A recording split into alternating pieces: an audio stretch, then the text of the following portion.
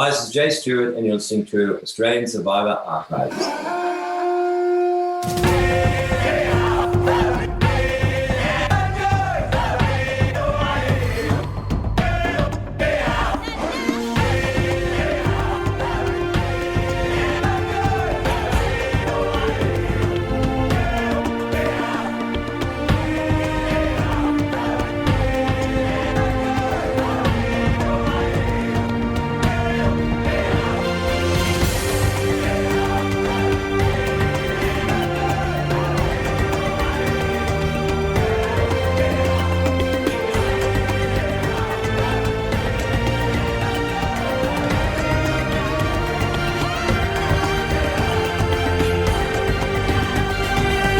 Welcome to Australian Survivor Archives, the only podcast going over the complete history of Australian Survivor from Whalers Way right through to the present day.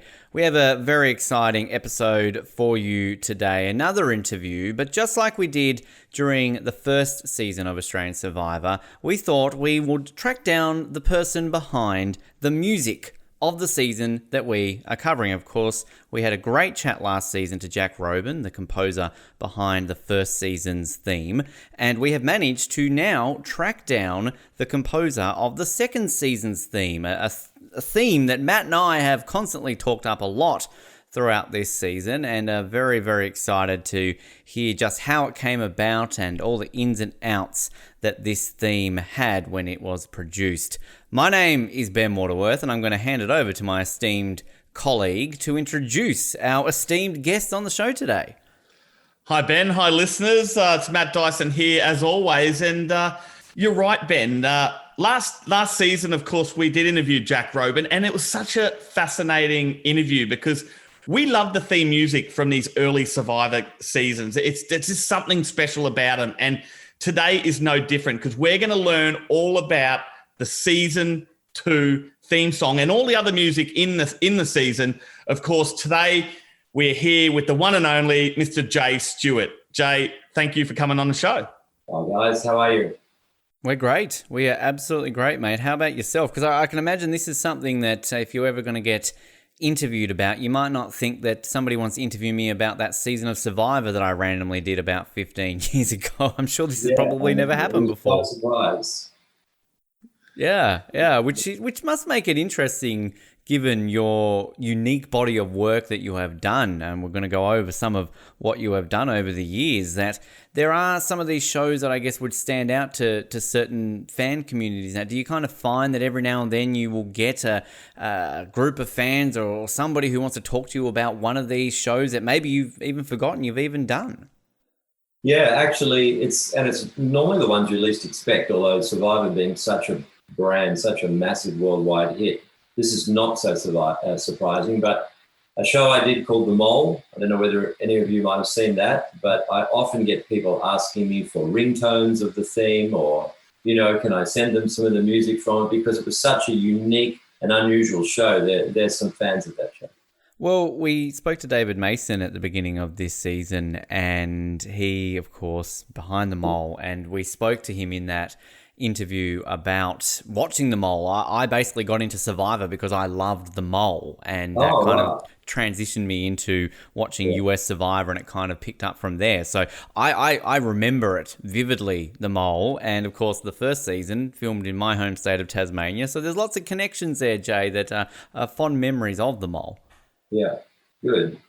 Which it must then kind of getting that connection when you get the potential to do a season of Survivor. I'd love to learn how that opportunity came about. How do you end up getting the gig of doing Survivor, Celebrity Survivor, of course, when ultimately it ends up on Channel 7? Yeah, well, David Mason, who you just mentioned, was one of my best clients at the time. I first met him doing an Australian show called Who Dares Wins. And he went on from there, and he had another partnership. They split, and he went to work for Channel 7, and he took over there and got the opportunity to produce The Mole, and he asked me to write the music for it.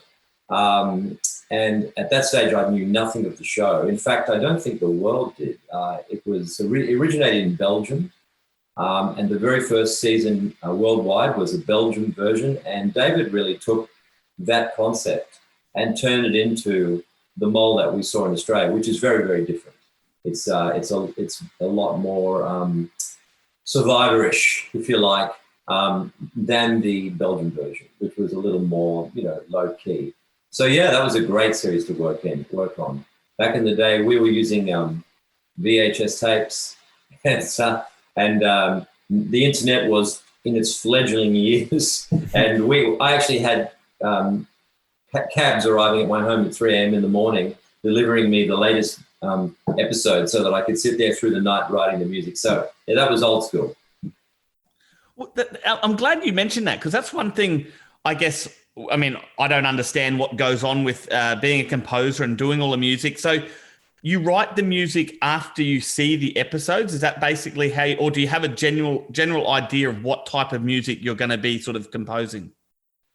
Well, they're really two different questions, but the first one's really interesting because when I first started composing music, yes, we got the opportunity to write to the pictures. So they would cut the episode, they would get it to a stage which was called a final lock-off, where no one was going to change a second here or a second there or edit something in and out. And then I'd be the last chain in the link and they'd send it to me. I would already have some ideas in mind. David, for instance, or any director or producer would tell me the style of music, and we would have established that at the beginning. But once I got the show, I had the palette, if you like, and then I could write to the pictures, try to highlight the exciting points or anything that needed to be highlighted. But these days, it's very different. So I work on the show called The Block here in Australia, and previously My Kitchen Rules. And those shows are completely different. I supply them with a suite of tracks, and they decide where the music should go. So in the 15 years that I've been doing it, it's completely changed around. Do you have a preference of which of those methods you like as a composer? Because I could maybe imagine when you're watching an episode that's sent to you and you can write as you go along, that might make it more of a raw, live sound rather than just pre-composed music, which then they have to find a way to fit into a certain scene. Ultimately, the preference is always to write to vision, because that's how composers really get inspired to come up with different things. They help the narrative of the story. But it depends on the program, if I can be very honest with you. A show like Survivor was fantastic. Our one was filmed in Vanuatu. The scenery was incredible. The stunts were amazing. So that was a joy to write music to the pictures. Another show I worked on was The Force here in Australia, which was a factual show of police running around the countryside, busting hardened criminals and etc. That was also very exciting. A show like My Kitchen Rules, where you're watching people in a kitchen cooking for 5 hours, I'm more than happy for them to put the music on the program.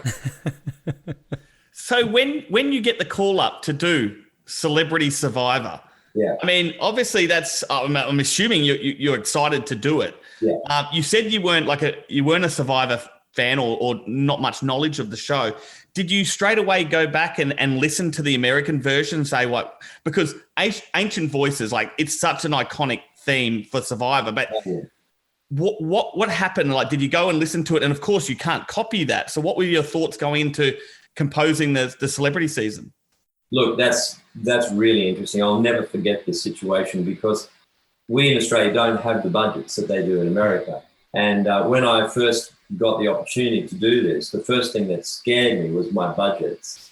I did a bit of research on the American composer and realized that he actually traveled to the very countries where they were filmed, ran around with a microphone and recorded natives singing, and all of a sudden I've been asked to do the music for this show from my home studio with no money. And that American theme is epic. It's absolutely huge. It really is. So and there was one other complication, if I can share with you, and you would know the story behind this more than I would because my memory's failing me. But the Celebrity of Survivor format, the one that we had the rights to, came out of England. And Simon Cowell might have owned it. I can't remember. Whereas the American version, which is a Survivor that we all know in Australia, was owned by another arm of the company. So when we were given the rights here in Australia to make Celebrity Survivor, we got the British rights to use their music, their format, the way that they were doing the show. So I don't know whether this makes sense to you guys, but anyway, Channel 7 got a whole lot of music from British Survivor, which they were permitted to use on the show should they choose to. It was so unrecognizable to the American version, which is the version we all grew up on. So that David turned around to me and Channel 7 said, look, okay, well, we bought this version, but we want it to sound like that version, and we're not going to pay you much to do it. So, so I'm losing my train of thought, but if I can continue, I remember I dragged my friends in the studio where I made them sing like natives. I made them scream. I sampled it backwards. We banged sticks together. We did everything we could to try to create the sound of Vanuatu, and it was a challenge. It was a challenge to create a soundscape that was somewhere close to the American version. So when you're doing this, and you said you're bringing your mates in, you're coming up with these chants, like time wise, like are you under the pump? We heard that this all happened very quickly when Channel 7 decided to run this celebrity season. It was on such a tight, time schedule. How long would you normally take to compose a theme like this, and how long did you have for this one? The theme wasn't so bad because they were aware that they were going to make the show, and they were aware they wanted a grand big thing with native chanting and things. So I probably had maybe a month to think about the theme. And in the process of writing a theme for any TV show, it's generally the piece of music that the television networks are most all over. So you would submit multiple versions of a theme and multiple demos before that they would approve where it was going to. But in reference to David's comments, we actually made the show in a very, very quick turnaround. And that's where I referenced the cabs arriving to my home. I remember that episode 1, I was still writing the music the night before it went to air. Wow. So the cab would arrive, and there were several cabs that arrived through the night with as they finished editing a segment, they'd put it in a cab, send it to my house. I would sit there writing the music for it. And then at 6 a.m. in the morning, where after 3 loads of cabs and the whole show was complete, I'd rush it back to Channel 7 and they'd throw it on the show and put it to air that night. Wow. So the making of the show was very, very tight. Yeah. That's crazy to think that that's kind of happening all in that process and everything along those lines. I mean, how many versions of the theme did you actually do before they kind of signed off on the final version that we heard on the season? I can't remember for sure, but I think it was about 2 or 3 different versions. But this is very typical, we would have written a few ideas, and generally how we deal with this is I send them 3 or 4 different ideas at the same time. And then they go, well, this one is close to what we want, and we like that from this one, and can you put them all together? And that's pretty much how this theme came apart. Do you try to keep the versions similar, or are they completely different? We try to make them a little bit different, but they all had the same ingredients. They had the native chanting, they had the orchestral big sound at the beginning. They all started with a conch, horn blow. Now, these were significant things that Channel 7 wanted to retain from the American style of theme. But just between you guys and all your listeners, if they ever hear this theme, I have no idea what the chanting means. I think it's just all garbled nothing. Well, there's that question gone. All right, let's cross that one out. Well, I was going to say, Jay, we now know that the chanting wasn't the people from Vanuatu. They were just a couple of mates in your garage chanting whatever they wanted. Probably had a few beers under their belt. In fact, a funny story. I also, a lot of the sound effects, because the way the show was, and I might be jumping ahead here, but the background of the show, particularly when you see them just in the campsite and it's not active, there was music all the way through that. And it'd be very, very low key, but there'd be native sounds, wood blocks clicking and natives wailing in the background. And if there was a shot of the moon, you'd have a female native sound. And it was very emblematic of that type of show. So I supplied those to Channel 7 so they could add some of those on later. And I didn't change the names to anything really sexy. So the male chanter's name was Bryden. And they used to laugh at Bryden. That doesn't sound like a native. I should have changed it to, I don't know, some native Vanuatu name, but I didn't. But did you have an actual name? Like we know the Americans they called it Ancient Voices. Did you actually have a name for the theme song? No. It was never released outside of the TV show, so we didn't name it. It was just a Australian Celebrity Survivor theme. Yeah. Did you ever? What year was it? Can you remind 2006. me? Wow. Was. Yeah. Did you or were you aware of the Channel 9 version? And if you were aware, had you heard the theme that they had done from that version at all? The most recent series? The one that the other Australian version that had aired, just the only other Australian one that had aired before the Yeah, I was aware of it. I didn't pay much attention to it, only because you don't want to get too influenced by, you asked a question before that I forgot to answer, and that was, how can you make it sound not the same, And that's a challenge for us composers all the time, because clients want something that evokes the sound of a previous theme, but it can't sound the same. That's copyright infringement. So that's one of the big challenges. So the least amount of external influences I had before I wrote the theme, the better for me. Which it's interesting to hear that, because the reason I sort of bring up the Channel 9 version is a lot of criticisms from fans. A lot of people weren't happy when they did an Australian version that they didn't have Ancient Voices, they didn't have the Russ Landau and David Vanacourt themes. And a lot of people were very critical that the Whalers Way song didn't sound anything like the US Survivor one. Whereas your theme, I mean, straight away from the chant at the beginning before it gets into the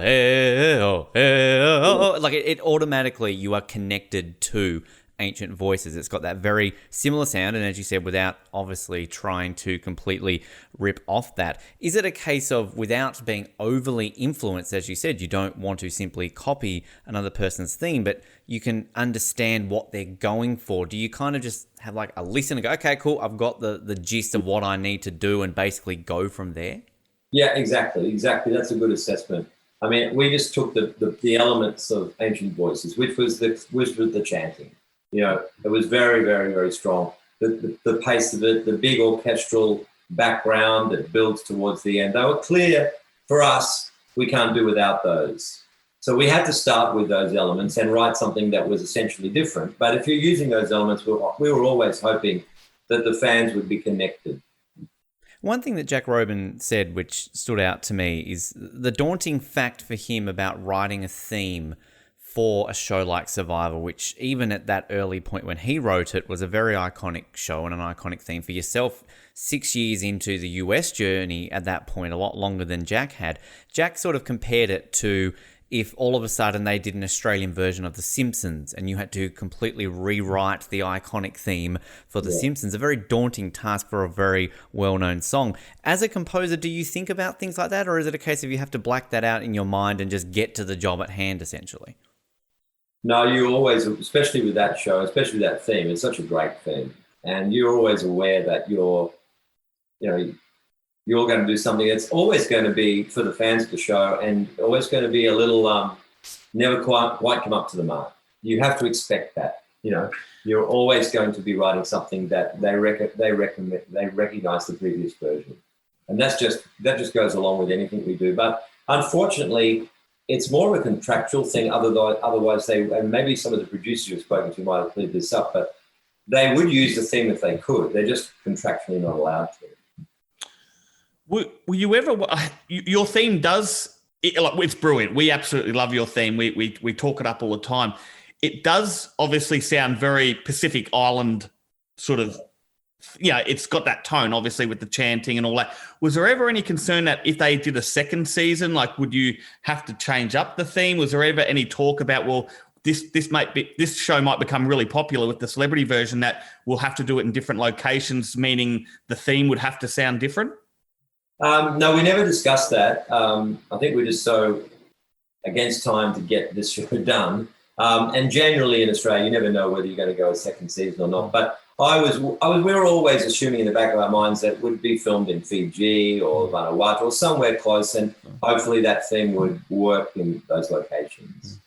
When you talk about sort of getting some mates and Braden and all that kind of stuff to come in and do the chanting. Do you have to know some mates who are good at chanting, or is it literally just a couple of guys? Hey, how do you sound when you make the hey sound? Like, I mean, kind of how do you go through the process of working out which of your mates can do these chants? Well, I use professional singers. Right. So okay, good to know. They were comfortable in that environment, and we just made them grunt and groan until we liked what they came up with. But I'm not necessarily talking about the theme now. That was more of a structured idea about how the chant would go. It has a sort of a rhythm to it and a repetitive nature. So with the theme, we had a really clear idea of how we wanted that to go. But there's a lot of chanting that goes on throughout the show itself. And we let them just channel their inner native. One thing that fascinated me when we interviewed Jack Robin was when we talked to him about what instruments we used in the theme, and he used, there was a penny whistle and I think like some Irish bloody drum. Yeah. His wife was actually the one singing, like the chanting in the background. So it was quite amazing. So what instruments were used in your theme? Okay, so we used a conch sample, which is a native shell that you can blow through. That basically became the call, the very opening sound you hear. As you know, the natives were professional singers here from Australia. We use sample libraries a lot as composers because we don't have a lot of budget. So the orchestra were samples. And I have a team of guys that work behind me that are experts in that type of thing. So the way that I work is that I'm a piano player by trade. I compose it, and then I hand it over to the experts that can make sample libraries sound like huge orchestras. And so, yeah. So are you playing the other instruments as well? I'm playing the everything that's generated by a keyboard. So the violins, the drums are samples, what they call samples. So essentially a recording of big drums. Like there's Takio drums in there, which are huge Japanese drums. There are the normal timpanis. There are large toms, and they're samples, and you play them on your keyboard. I don't know if this makes sense. So yeah, so I'm essentially playing everything there, and then I send it to someone who's what they call an orchestrator, and he adds the sounds in that make it sound more realistic. So it makes it sound more like an orchestra. So how many different instruments are you capable of playing on your piano, essentially? Everything that you can imagine. Wow. So the modern composer has the whole, every instrument possible at his fingertips because of sample library technology. So, and in fact, it's big business these days. So the London Symphonic Orchestra, for instance, has just recorded themselves and put it into a format where us composers can buy it and play them on our keyboard to create the symphonic sound. And they charge a license fee for that. And that's their way of making some extra money apart from their recording. So this is fascinating, Ben. I don't know about you. I had no idea you could do all this on a keyboard. And I assume that he actually had a couple of Japanese guys in there doing these, in there with his mates, with Braden and all that. I just assume that's what Jay was doing, but apparently not. It was all on the keyboard. All I know that from is Ferris Bueller's Day Off when he starts playing on it to the vomit sounds. That's all I know. So, I mean, here we go. It's evolved a lot from the days of the 80s when Matthew Broderick's making vomit sounds basically to, what was it, chopsticks or whatever it was. I mean, I can only speak for Australian composers, but television, which is the poorer cousin of film, doesn't have the budgets to hire and record orchestras. So we almost all TV music that you hear will have this kind of technology behind it. Which, I mean, I can imagine that's what you're saying about the budget. If you had the budget, if Channel 7 had said to you, here's a blank checkbook, Jay, you do what you want. You're going to go out there and you're going to go get the Japanese guys to play the drums. You're going to get the horns and the Vanuatuan tribe members to do all that, aren't you? Yeah, of course. Although, I will say this, and I've only read this, and I haven't ever spoken directly to Hans Zimmer. Do you know who Hans Zimmer is? Indeed, yeah, about to do the new Bond movie whenever we eventually get to see it. Absolutely. He's just like our idol. We all love Hans. Anyway, he's got the budgets and he's got the access to the orchestras, and he still uses some of the sample technology because it creates a more lush and more interesting, complex sound for him. So when you're putting together all these layers in through your keyboard, in terms of sort of like a multi-track session, are you just kind of laying down one track as like the violin, another track or something like that? Do you send them separately to your mixer you were talking about before? Do you kind of compress it all into one? Kind of what works that way when you're trying to mesh these ideas all together to come up with one audio file? Sure. Okay, so this might be a little technical for your listeners, but we'll go through it roughly. I will compose a track as a full mix. So as I compose it, it's true. It's instrument by instrument, as you described. You put the cellos, you put the basses down, you put the violas down, you'll add the Japanese drums until you've got your full mix. When I supply it to my producers, the television shows, I supply them the full mix and also cut down versions of that mix. So they might just get the drums, they might just get the violins, and so that when they're producing the show, they've got the flexibility a little bit themselves to decide on how they're going to use the music. They can use the full on all the kitchen sink, or they can use the smaller version, or they can just use the drums. And this gives them some kind of creative license over how they use the music. And it also comes down to, I can imagine, with certain pieces that, I don't know if it's the TV network requests it, or you're just sort of used to working in television, you know how it works, that certain pieces, I can imagine, have to fit a certain time frame, particularly with a theme, for example. Yeah. Obviously, an introduction to credits is going to be a certain length, and in 2006, it's going to be a little bit different to what it is in 2020. So I can imagine Channel 7 provide you with some parameters of the length of pieces you've got to provide. Yeah, absolutely. The theme is always a set length. And the end credits, we always make an open-ended version so that we can edit that, because sometimes the end credits would be different every night on some shows. These days, I lament the loss of the theme. Networks don't make shows with big themes anymore because in their eyes, it wastes airtime. Whereas I just love the standard theme, like the Survivor theme. It says, here we are, put the kettle on, get the beer, and we'll watch the show. Whereas these days, the show starts straight away. There might be 10 seconds or 5 seconds of a music idea and it's all over. Yeah, it is a real shame with that because, yeah, sort of mentioning The Simpsons before. I mean, you can list 101 different television iconic themes, really. And name one more recent TV show with an iconic theme. There's very few. Very few. I must say that sorry.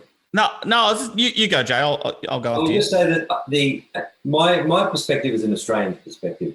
You still hear the great shows coming out of the States that have themes like House of Cards, etc., etc.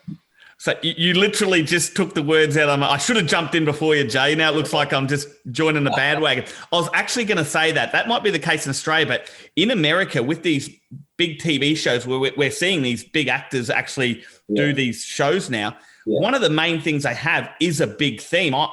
One that I love, I don't know if you've heard of the show called Black Sails. It was a Michael Bay, he produced it, but unbelievable theme to it. And it's just, they've got the works, like the whole orchestra, everything, the drums. You look at something like Game of Thrones, like it's just, these are really big intros. And I think over in America, it's obviously different here, but to get the audience in, they almost have to have that big intro. Yeah, no, I agree with you. And I miss it here in Australia. I mean, every show in America that I can think of, you mentioned Seinfeld, I believe, Modern Family, for instance, and even the Netflix shows that are coming out now, they have great themes, but also great visuals in their intros. And it's almost like a little work of art. And they're always around 30 seconds long, or sometimes longer.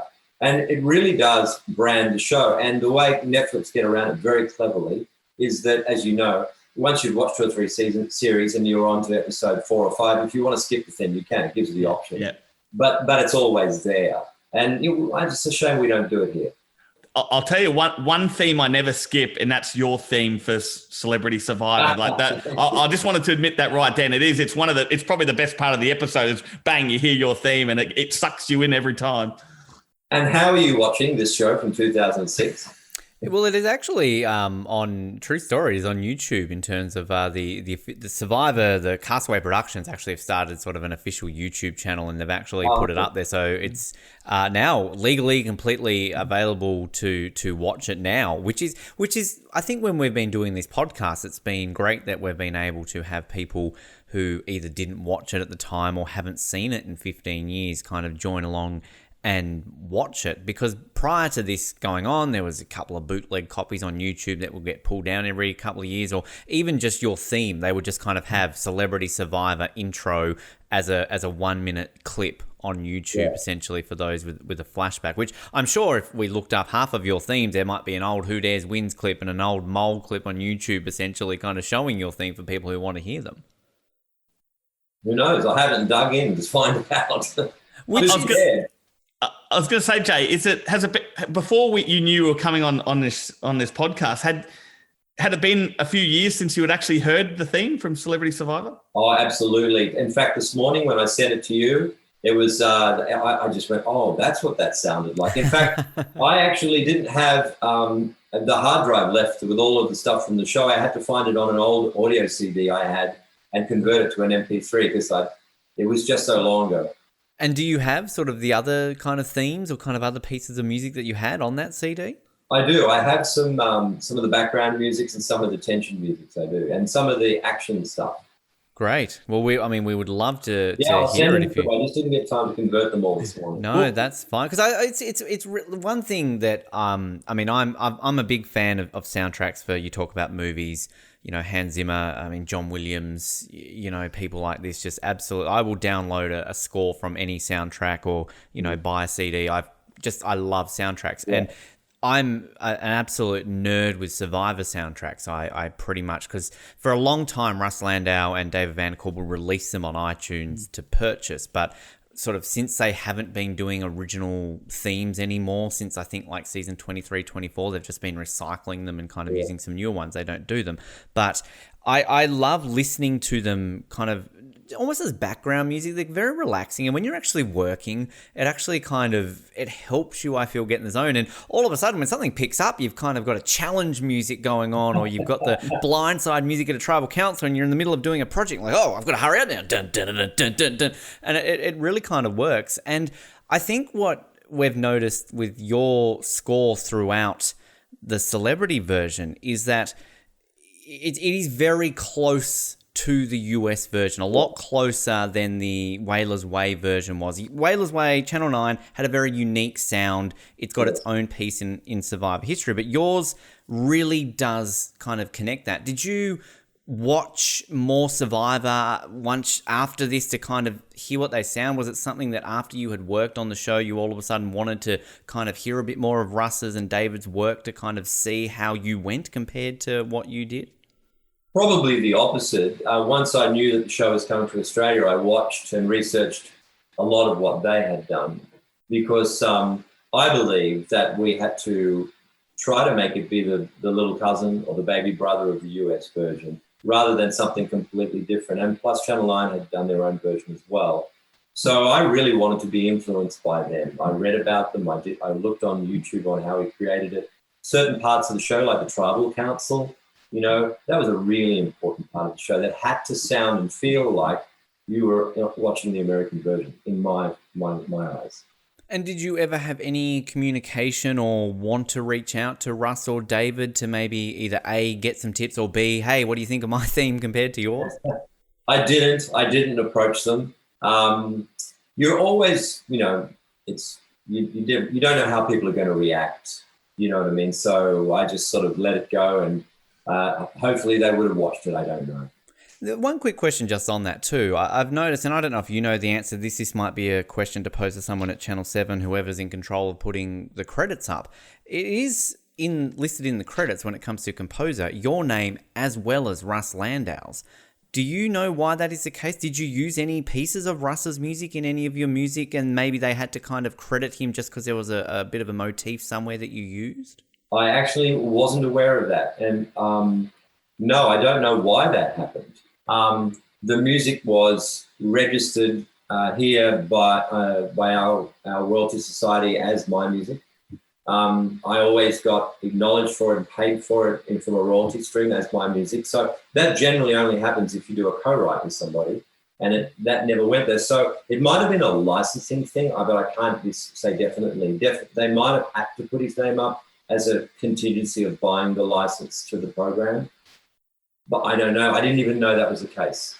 Well, that's interesting, Ben, because you actually asked Russ, and he said he didn't know either. I did, that is true. I interviewed Russ many years ago on one of our other projects, Survivor Oz, and kind of have remained friends with him. And when I noticed that, and we were kind of researching and sort of trying to track you down, Jay, for the show, I had to ask him, because we were very aware that prior to Channel 10 starting Australian Survivor in 2016, again, no Australian version had ever used Ancient Voices or any of Russ's themes. And Russ basically told me he had never had anything to do with any Australian versions. He wasn't aware. He basically explained it kind of maybe, as you just said there, Jay, that it was probably a licensing thing. He said kind of once he composes it, the licensing sort of almost out of his control, and they do with it what they do. So he wasn't aware of why his name would have been there and at the same time as well. Yeah, actually, I would be interested to know that. I'll ask David I'll send him an email, but I never even noticed it or There's probably a check somewhere just lying around with Russ's name on it that he's never cashed in. It was just maybe in David Mason's drawer, who knows? But now I think about it too, Jay, like you were probably in the hardest position, because there'd already been obviously the American version with the iconic Ancient Voices, and there'd already been an Australian version theme song from the Channel 9 season. So here you are, not only have to make it different but similar to the American version, you've also up against, people have already heard another version from the first Australian Survivor, which, there was criticism. We love that version as well, mind you, but there was a lot of criticism of people saying, and the fans saying, well, that's not Ancient Voices, that's not Survivor, we don't like it. And then here you are in 2006, have got to then make another version. Like, that would have been a lot of pressure as well. I didn't feel under pressure, but I did feel the significance of the brand. And you feel that you need to live up to, especially the American version. I might have mentioned before that we were given English music to use, which sounded nothing like Survivor. And that was completely different. It was almost electronic. It was weird. And so originally Channel 7 were going to use that music. This is how I came to do the job. They were originally going to use the English music because that was the format they bought. But it sounded so much nothing like Survivor that they brought me in to write the music. I wasn't originally part of the equation. When I came in and they said, well, we don't like the English music and we want it to sound like the American music, that's where I had to take my inspiration from. So you mentioned earlier that you made like 3 versions of it. I'm assuming, I may be wrong, but I'm assuming that when you hand in, say, 3 versions, there's probably one that you prefer, that one theme that you're like, oh, I hope they pick this one. Was that the case, and was it the one that ended up making it to the show? It was. Yeah, and I'm glad it did. It honestly, I think, and I've said this on this podcast before, if there had never been an American version and all of a sudden Survivor comes along and you're the first one that composes it and you come up with this theme, it would still be getting used today. Like, that's how good I think it is, that people would be like, this is Survivor, and any other theme, well, that's not Survivor. This is the one. It really is a great theme. Oh, well, I appreciate that. I mean, I'd honestly literally forgotten about it. So this is really nice to revisit this. And I'll just share with you when I pulled it out and dusted it off this morning to send it over to you guys. I listened to it and went, gee, I wished I'd have mixed that a bit differently. I would have loved to have that louder. I just went through complete It never ends. That technical mind, right? You're always kind of listening to it. And I can imagine too, and not just for Survivor, but for any show that you do, when you see it on TV with the titles, with the graphics, that must add an extra element to it. And I mean, with a show like Survivor, where you've kind of got the flashy elements of the title cards of the plays, you've got those really quick flashes of like a tribal torch and people on boats, a shark or something like that in the water. I mean, how do you, as a composer, does that make you feel when you finally get to see that airing on TV? Oh, look, with a show like Survivor or, The Mole, it was exciting. It's great because the locations were were great. The scenery was great. The action was great. So we like, this is a little bit technical now, but generally, as a rule, film and TV do not overlap. So if you're a television composer, you're a TV composer. If you're a film composer, you're a film composer. The two worlds do not collide very often. There are probably exceptions of it, maybe Netflix with the bigger productions. So for us as a TV composer, to write for grandiose scenery with great action is an absolute joy. And I'm always proud to see those on air. And you mentioned the latest version in Australia. Is it Channel 10 that are doing it? Yep, Channel 10. Yep. The music on that show is fantastic. I don't know who does it, but it's really good. And I bet the composer had a great time doing it. Well, that's the US theme. They've finally gotten the right. So that's basically but the background music as well. Is that US? Yeah, most of it. I think there is some original music with it. They've got sort of a little bit more in terms of the dramatic. I think the tribal council music is different, but I'm not sure if it is maybe some of Russ's and David's work that maybe just hasn't made it to air. I'm not 100% sure, but I mean, it definitely. You know, the challenge we have with this podcast, Jay, is that a lot of people don't acknowledge any Australian Survivor seasons prior to Channel 10's version. They like to think, oh, well, Channel 10 have done it right now. Those other versions didn't exist, so who cares about them?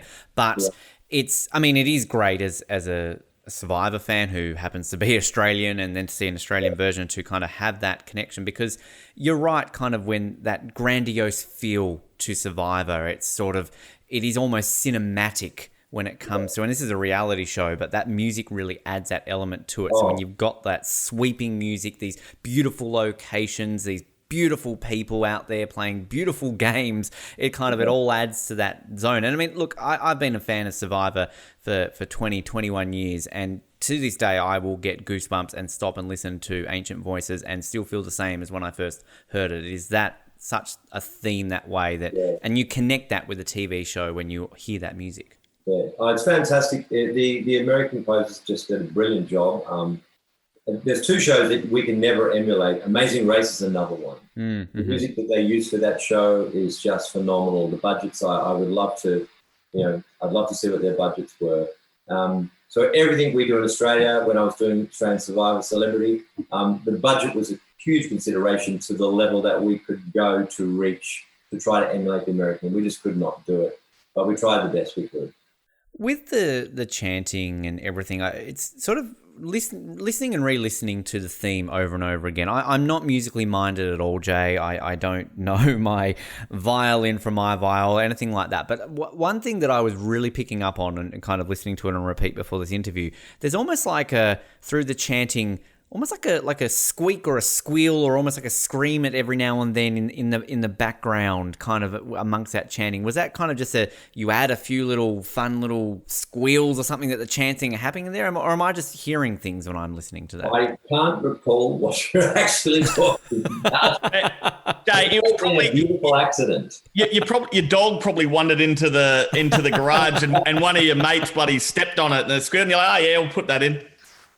Well, we did throw everything at that thing, so I wouldn't be surprised if we had, little screams and female, trails of live screaming in there. I need to find the sound, sort of the timestamp on that one. But I mean, how many of the chant, like how many guys do you have in there kind of doing it? Is it just one guy? Is it just Braden, or is there kind of a group of people? Bryden, there was Bryden and Damien, they're also composers, and they work with me on many of the shows that I'm doing. In fact, at the moment, we've just formed a new music production company together, so it's an exciting new venture for me. But they were both singing on that, and we just multi-tracked it over and over and over. Were any of them involved in the Who Dares Wins lyrics or the Better Homes and Gardens lyrics? Yes. Bryden Stace, his name is. He actually, a bit of background to Bryden. He currently lives in London, but he's an Australian singer who is behind the Voice series here in Australia. Yep. So when you see the Voice judges here and they're coaching their voices to the ultimate prize, Bryden's really the one behind the scenes that's picking the songs, doing the arrangements, helping the kids learn the songs. So he's a phenomenal singer. He lives in London now. He's also a great composer. He wrote and sang Who Dares Wins. Great. So we co-wrote that, and he sang all the lyrics on it. Better Homes and Gardens, my wife sung that. Oh, there you go. I'm married to a Kiwi singer, pop singer called Kim Hart, and she sung the theme to that. Well, you're talking about iconic themes, and I think an iconic theme is one that you get stuck in your head. Now, I probably haven't watched Who Dares Wins in over 20 years, but I can automatically hear the song, and I can hear the Who Dares, Who Dares. Yeah, and then Better Homes and Gardens. I've never really watched it, I'll be honest. It wasn't really my favourite show. But again, I know that getting so much, like you just know it. Keep going, away. Ben. Keep going. Come on. No, I've had enough. I'll leave that to Jay's wife. But I must clarify this in case you talk to one of my compatriots. There's a fabulous composer here in Australia called Neil Sutherland, and he wrote the Better Homes and Gardens theme for the first 10 years of its life or so, and then I wrote the theme for the last 10 years of its life. Right. So you're actually singing his theme then. Okay. Sorry, I'll pay him some royalties. I'll send him a check. He's a great guy, so you might run across him at some point. And you do the block as well. Now, Block, I haven't watched it in ages. I remember, I don't know, was it the first season or the second season? They had that "Here Comes Another One" song. That's right, yeah, and they've changed that now, have they? Or yeah, so that's been a victim of the no theme policy in Australia. So they don't use any theme now in the latest version. Right. That was, but our company, myself and Bryden and Damien, we write the tension and drama music for that show. So that show uses a lot of radio music, a lot of current hits, but occasionally they'll need it to be dramatic or something, and it happens with an atmosphere, or something comedic happens and we supply them with that music. I have to ask this, Jay. Like, it sounds like Bryden's doing very well for himself. Does he ever ring you and say, "Jay, get over here. You need to start chanting something for me"? Like, like to get you back. Like you gave him the call to say, "Hey, come over and start chanting for Celebrity Survivor." Like, has he ever given you the call? Is there anything weird he's ever got you to come over and do? No, he was living in Australia for most of the time. He's only recently relocated to London, so he's always been here. But no, he's been with me from day one as a co-composer and also as a collaborator in a lot of my television work. We've only just formalised that in a new company just recently. Nice. It's good to know that Delta Goodrum and Boy George and all that are just kind of pretty faces. They're not doing any work on that show. They're getting paid a lot of money. It's all Bryden. I'm sure they contribute a lot to the show, but there's a lot of behind-the-scenes work that he has to do. So someone has to take the kids and teach them the song and edit it and do all that. I don't think the celebrities have time for that. No. So we've talked a lot about the theme, and the other big part of Survivor is always the tribal council music. Now, I don't know I know this is 15 years ago, but do you remember the music you used for the tribal council part of the show? I can vaguely, yes. Yeah, because that was, I actually, it's sort of like, Ben, we talked about this recently. Yeah, I was just going to say, I thought you were going to ask me it anyway, so I jumped in there, mate. It's kind of almost like an ocarina-y pan flute kind of pipe sort of flute sound. I mean, kind of I was talking up recently in one of our episodes about how I really like the sound of it. It's kind of got a unique sort of feel to it. I mean, kind of, I guess that was your vibe in putting that together like that? Yeah, we got a lot of flute samples from an African a CD that had come out at the time. It was very popular amongst composers, and they're royalty-free samples that you can use in any way you like. And so they're African flutes that we use. And you can't control, they're more like you press the key down and it just plays. So you don't really control the direction of the tones or the tempos of them. In those days, they were just pre-recorded little samples. So we wrote the music around those samples to fit in how they work. But so that theme, though, would have actually been similar to something that was on a sample from this African CD? No, the flutes were the sample, just the solo flute.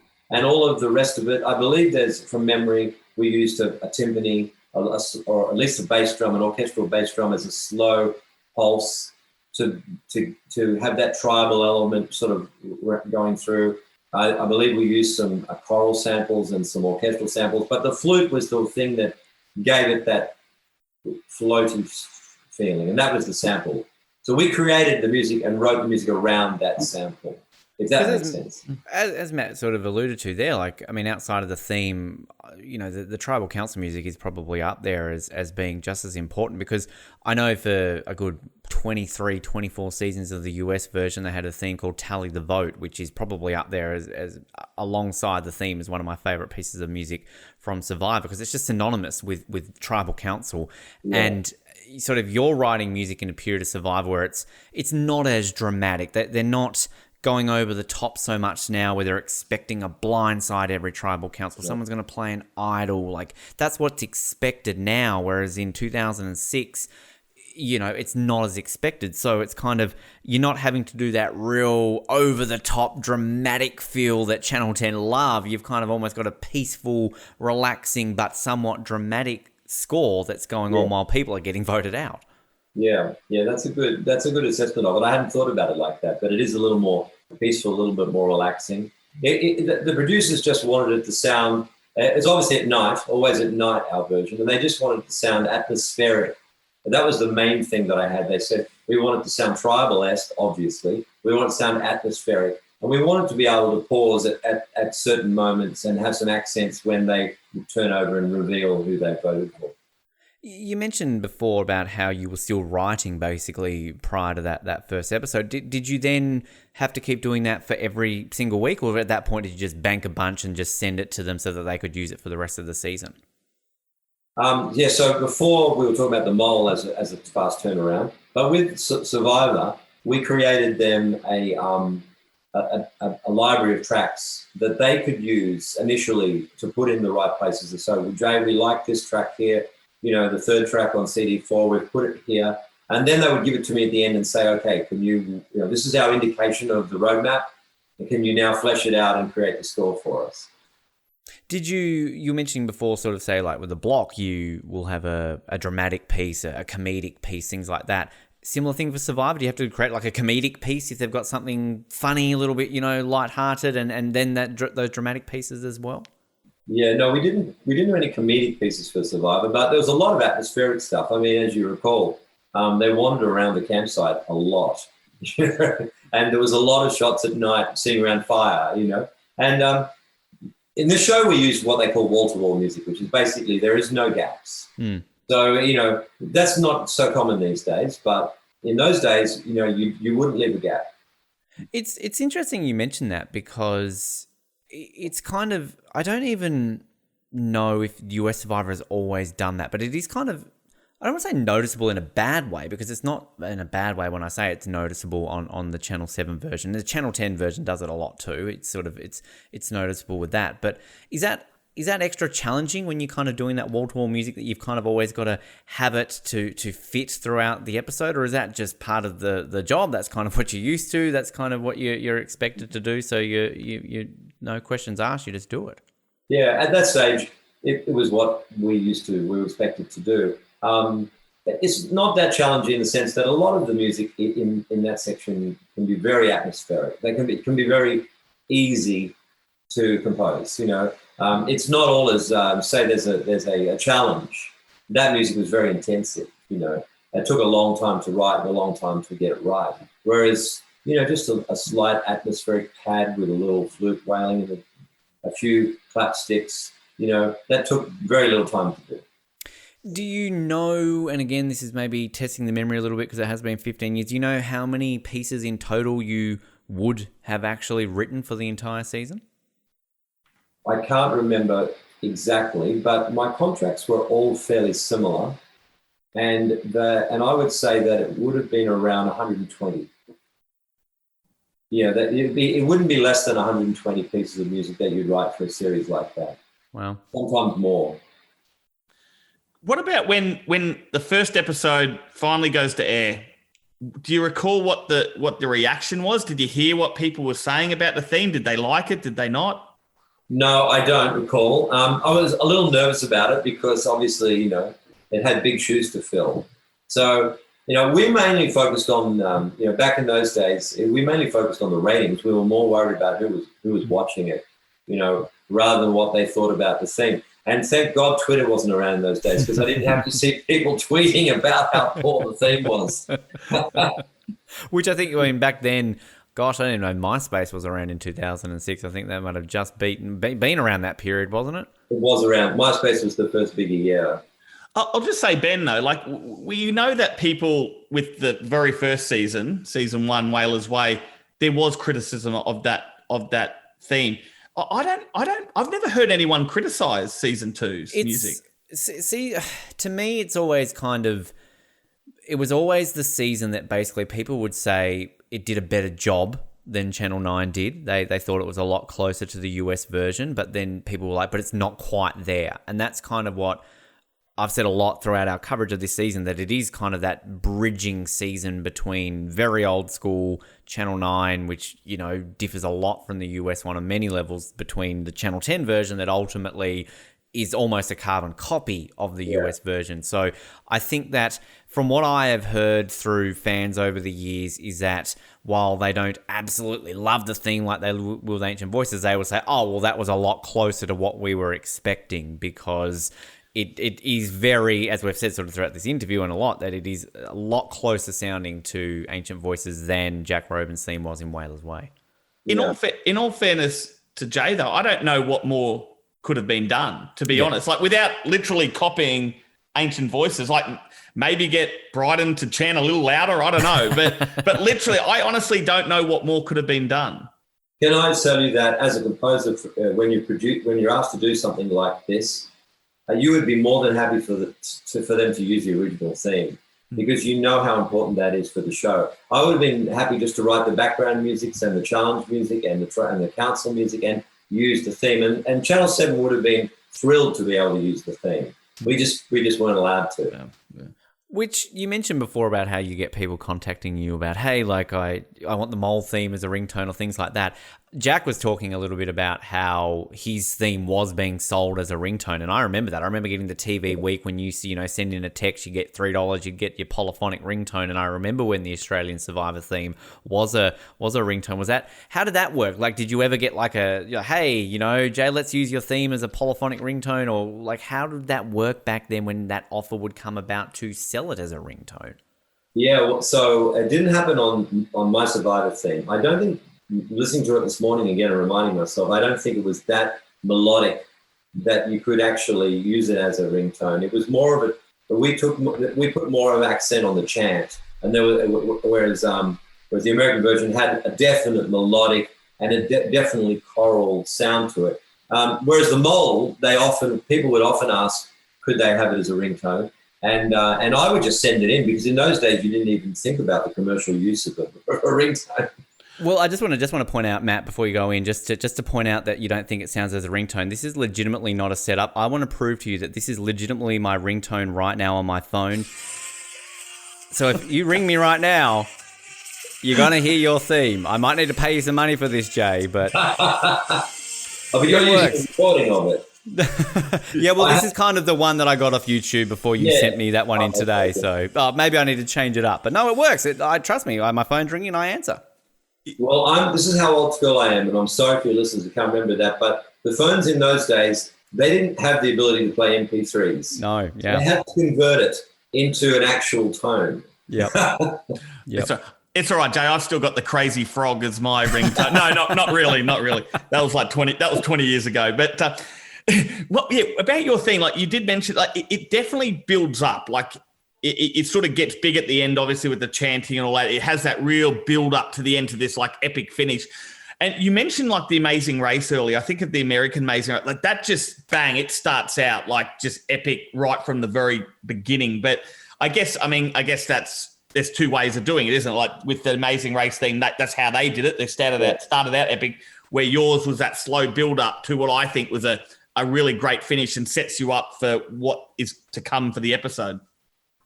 Yeah. I mean, it had to have a build to it. It had to have a crescendo. I can't remember the footage behind what they used, but there was a volcano or something, wasn't there? Yeah. They have the volcano. They show shots of the vine jumping, the locals doing the vine jumping. A lizard. They do the lizard with its tongue out.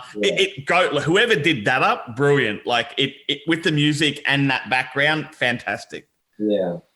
No Yeah, Dicko though. I'm sad there wasn't a Dicko in the Vanuatu. intro. I mean, I'm sure the US were over in Vanuatu a fair bit, weren't they? They did season 9. They filmed in Vanuatu, which is, I believe, about 2 or year and a half before the celebrity one was there, and use a lot of the same sort of cultural elements and everything as well. But I mean, Matt's talking about that build up, and kind of that I think relates into where there is that real similar vibe to Ancient Voices, because it's that French horn kind of build up in Ancient Voices. It leads into that epic crescendo of how that ends with the title theme on your screen, the logo.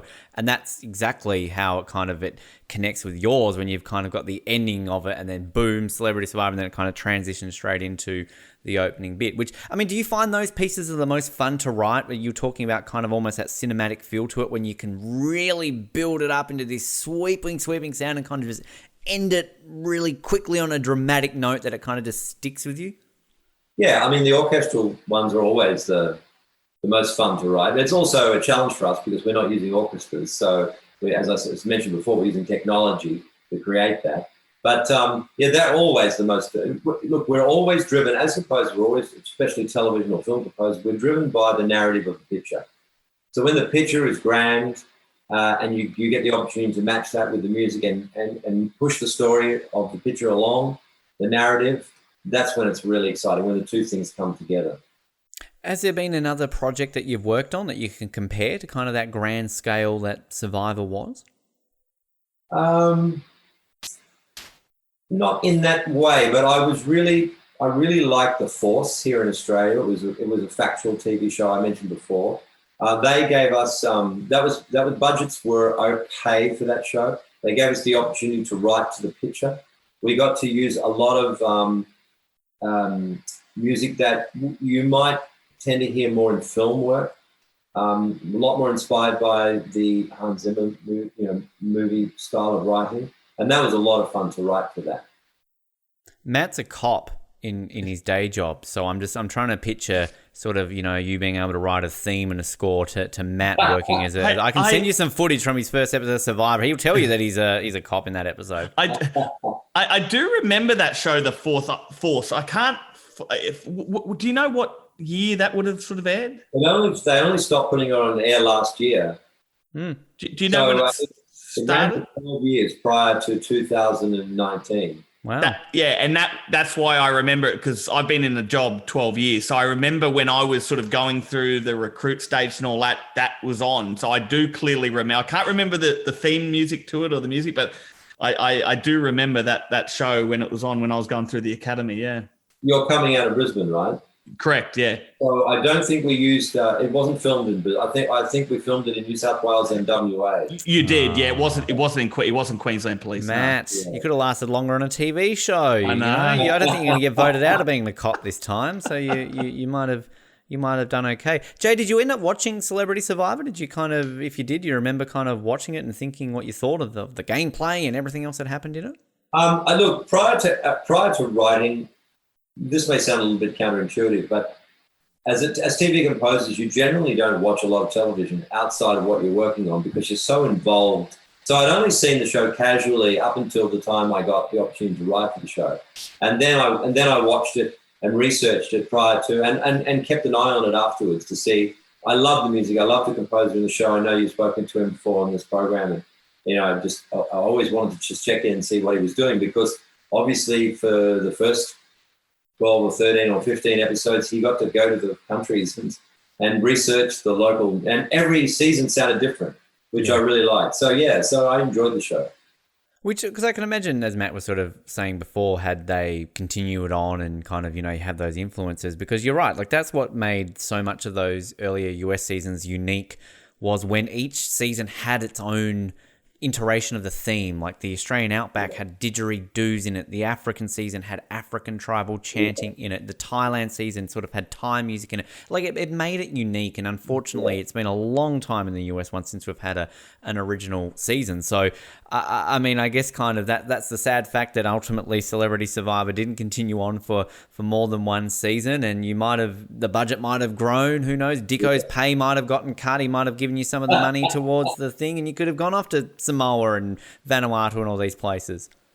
Who knows? We can only wonder. Did you ever get to meet Dicko? You get to hang out with Dicko at all in any of the production parties or anything? I didn't get to. I was in the room with him. I wouldn't say I met him or spoke to him. That's all that matters, right? You were in the room with Dicko. I got to be in the room with Jennifer Hawkins too once. So Well, that's a tricky one. What would you rather, Dicko or Jennifer Hawkins? That's a little bit tricky. So Jay, I was going to say, so once Survivor's done and dusted, you've done all the music there. It's all shown. What sort of went next? Like what's happened over the last 15 years? Obviously, you said you're in a production company now, and with Bryden and another mate. What have you been doing? Okay, so I've been very fortunate in my career in that a lot of the shows that I've worked on, unlike Celebrity Survivor, have been long-running shows. So with obviously The Mole, I think The Mole ran for 7 or 8 seasons. My Kitchen Rules, I worked on it. It's just had its last season, which I didn't do, the first one, but I did 10 years of My Kitchen Rules. I've done The Force for 12 years, amongst many other things, little shorter seasons. But The Block now, I've been on that for the last 6 years.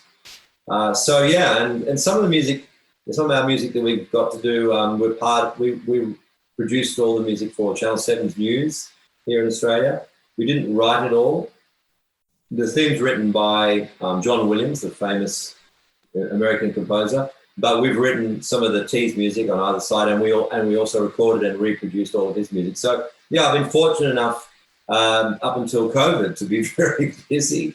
The television industry has brakes on at the moment. Yes, like a few places. It's fascinating to work on news and doing some of that themes. There was Pendulum. They did a sort of a dance remix version of the ABC News theme, which was actually fantastic. I saw them live, and I swear that was the most popular song they played all night. When all of a sudden you hear the everyone's like everyone's dancing along. Have you ever had anybody remix any of your songs and maybe having like dubstep versions or something like that? Well, funny you should say that. David Mason and his partner, Adrian Brandt, when they were doing Who Dares Wins, Mike Whitney, do you remember Mike Whitney? Oh yeah. So Mike legendary Whitney, self, Mike Whitney, yes. He used to always say, "This is really frightening stuff." That was his favorite line. So they decided to do a dance version of "This is really frightening stuff," which we really did. And I had a mate who had a record company, and we released it as a single, but I don't think it did very well. Well, I'm telling you now, Jay, if you're ever bored during this pandemic and want a project to do, we will send you a clip of Ian Dicko Dixon saying, "Play hard, play safe, but play to win." And if you can remix that into something with some dubstep or some dancing going on, you will make our year. I might have been very bored. Yes. In season 1, Jack Robin's theme, they actually did do a remix with the techno version. With the do you remember the guy? I can't remember the name. The guy off the top of my head. I'd have to dig that up. But yeah, no, they kind of it was, and apparently it was just something that I think kind of it happened. But yeah, that remix was fantastic. It was a really interesting take on the Survivor theme. Yeah, I haven't heard it. We'll have to send you a copy. I'm actually looking at some of the other stuff you've worked on too. RSPCA Animal Rescue, Comedy Inc. I used to love that show. That was a good show. Do you have a favorite of all the themes and kind of all the shows you've done music for over the years? Yeah, that's tough because they're all so different. Now you mentioned Comedy Inc. That was fun to work on because the theme was fun because it was a comedic light style theme, which you don't often get to write here in Australia. But in the body of the show, they did parodies of songs. Mm-hmm. And so we had to write music that sounded like an original track that wasn't the original track, so they could do a parody of it. That was a challenge.